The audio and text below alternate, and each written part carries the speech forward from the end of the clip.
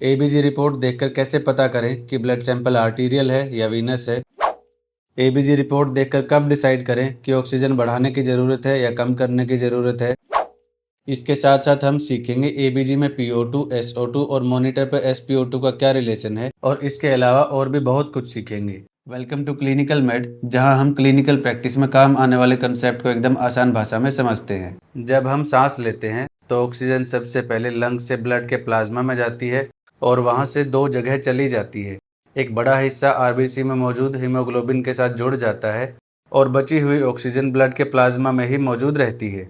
अब यहीं से हमें SpO2, SO2 और PO2 को समझना है। जैसा कि हम सबको पता है, मॉनिटर में SpO2 परसेंटेज के रूप में जो दिखाता है वो बताता है कि हीमोग्लोबिन का कितना परसेंट हिस्सा ऑक्सीजन से जुड़ा हुआ है। जैसे SpO2 अगर 97% है तो इसका मतलब है हीमोग्लोबिन का अप्रोक्सीमेटली 97% हिस्सा ऑक्सीजन से सैचुरेटेड है। पल्स ऑक्सीमीटर बाहर से ही फिंगर के टिश्यू और ब्लड के अंदर से रेड लाइट और इंफ्रारेड लाइट को भेजकर हीमोग्लोबिन के अंदर कितनी परसेंट ऑक्सीजन है यह एनालाइज करके SpO2 के रूप में बताता है। अब बात करते हैं SaO2 या SO2 के बारे में। यह पैरामीटर आपको एबीजी रिपोर्ट में SaO2 के नाम से भी मिल सकता है और SO2 के नाम से भी मिल सकता है। एबीजी रिपोर्ट में जहां पर भी स्मॉल a आता है तो इसका मतलब है वह आर्टीरियल सैंपल के बारे में बात हो रही है। जैसे पल्स ऑक्सीमीटर बाहर से ही रेड लाइट और इंफ्रारेड लाइट को भेजकर बताता है कि हीमोग्लोबिन के अंदर कितने परसेंट ऑक्सीजन है, लेकिन SO2 आर्टीरियल ब्लड सैंपल लेने के बाद एनालाइज करके बताता है कि हीमोग्लोबिन के अंदर कितने परसेंट ऑक्सीजन है। मतलब SpO2 और SO2 सेम जानकारी देते हैं। जैसे अगर पल्स ऑक्सीमीटर से SpO2 97% है तो एबीजी रिपोर्ट में SO2 भी 97% या उसके आसपास होना चाहिए। अगर SpO2 97% है और एबीजी रिपोर्ट में SO2 76% है तो इसका मतलब है कुछ गड़बड़ है। दिक्कत पल्स ऑक्सीमीटर में भी हो सकती है और ब्लड सैंपल में भी हो सकती है। इसीलिए SpO2 और SO2 का बेसिक मीनिंग तो सेम है, लेकिन दोनों में फ़र्क इतना है कि SpO2 एस्टिमेट बताता है और SO2 आर्टीरियल ब्लड सैंपल से एक्यूरेट जानकारी देता है। अब समझते हैं PaO2 या PO2 क्या होता है। आपको यह पैरामीटर एबीजी रिपोर्ट में PaO2 के नाम से भी मिल सकता है और PO2 के नाम से भी मिल सकता है। हीमोग्लोबिन से ऑक्सीजन जुड़ने के बाद जो ऑक्सीजन ब्लड के प्लाज्मा में रह जाती है, PO2 उसी प्लाज्मा में मौजूद ऑक्सीजन के प्रेशर को बताता है। थोड़ा आसान बनाने के लिए हम समझ सकते हैं कि PO2 बताता है कि ब्लड के प्लाज्मा में मौजूद ऑक्सीजन कितनी है। PO2 की नॉर्मल रेंज 80 to 100 के आसपास होती है, लेकिन एक क्लिनिकली स्टेबल पेशेंट में 60 तक भी एक्सेप्टेबल है। रिपोर्ट देखकर कैसे पहचानें कि ब्लड सैंपल आर्टीरियल है या वीनस है, आइए जानते हैं। इसके लिए हमें मेन 3 पैरामीटर देखने हैं। पहला मॉनिटर या पल्स ऑक्सीमीटर पर SpO2 और दूसरा एबीजी रिपोर्ट में SO2 और तीसरा एबीजी रिपोर्ट में PO2। जैसे यह पेशेंट है, इसकी SpO2 98% है और एबीजी रिपोर्ट में SO2 98% है और PO2 95 है।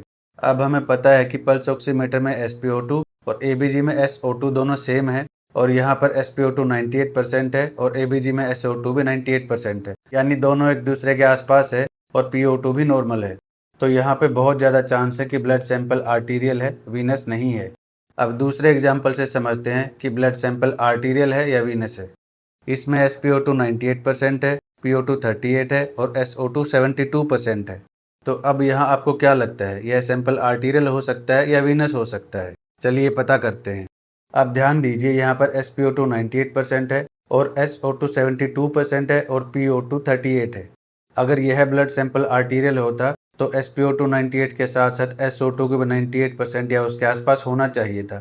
अगर सही में ऑक्सीजन कम होती तो SpO2 भी कम होती और पेशेंट को भी दिक्कत होती, और यहाँ PO2 भी 38 है, तो इसीलिए यहाँ बहुत ज़्यादा चांस है कि यह सैंपल वीनस है, आर्टीरियल नहीं है। चलिए अब समझते हैं एबीजी रिपोर्ट देखकर कैसे डिसाइड करें कि ऑक्सीजन बढ़ानी है या कम करनी है। इसके लिए हम एबीजी रिपोर्ट में PaO2 या PO2 देखते हैं, जो कि बताता है कि प्लाज्मा में ऑक्सीजन का कितना प्रेशर है, या फिर ये समझ सकते हैं कि प्लाज्मा के अंदर कितनी ऑक्सीजन मौजूद है, क्योंकि हीमोग्लोबिन भी ऑक्सीजन प्लाज्मा से ही लेता है। इसीलिए अगर प्लाज्मा में ही ऑक्सीजन कम होगी तो हीमोग्लोबिन को भी ऑक्सीजन कम मिलेगी। अगर एबीजी रिपोर्ट में PO2 60 से कम है तो इसका मतलब है ब्लड के अंदर ऑक्सीजन की कमी है, जिसको हम हाइपोक्सीमिया बोलते हैं, और ऐसे में पेशेंट की कंडीशन और SpO2 को देखते हुए ऑक्सीजन या FiO2 बढ़ाने की ज़रूरत पड़ती है। अगर PO2 60 से 100 के बीच में है और पेशेंट क्लिनिकली स्टेबल है और SpO2 ठीक है तो इसको हम ठीक मान सकते हैं। और अगर PO2 60 से 100 के बीच में है, पेशेंट ऑक्सीजन सपोर्ट पर है, और अगर PO2 60 की तरफ है और पेशेंट क्लिनिकली स्टेबल है और SpO2 भी नॉर्मल रेंज में है तो हमें ऑक्सीजन के साथ छेड़छाड़ नहीं करनी चाहिए। और अगर PO2 100 की तरफ है, पेशेंट क्लिनिकली स्टेबल है और SpO2 नॉर्मल रेंज में है तो हम उसके ऑक्सीजन या FiO2 कम करने के बारे में विचार कर सकते हैं। और अगर PO2 ABG रिपोर्ट में 100 से ज़्यादा है और SpO2 टारगेट से ऊपर है और पेशेंट को कोई दिक्कत नहीं है तो ऑक्सीजन या FiO2 को धीरे धीरे कम करने पर विचार किया जा सकता है ताकि अननेसेसरी हाई ऑक्सीजन एक्सपोजर से बचा जा सके। लेकिन एक बात हमेशा याद रखिए, ABG के साथ साथ हमें पेशेंट का breathing pattern, respiratory rate, oxygen support और क्लिनिकल कंडीशन भी देखते हैं। अब आप कमेंट करके बताइए कि ज़रूरत से ज़्यादा ऑक्सीजन देने के क्या क्या नुकसान हैं। वीडियो को लाइक कीजिए, शेयर कीजिए व चैनल को सब्सक्राइब करके बेल आइकन पर प्रेस कीजिए ताकि आपको आने वाली वीडियो का नोटिफिकेशन मिलता रहे।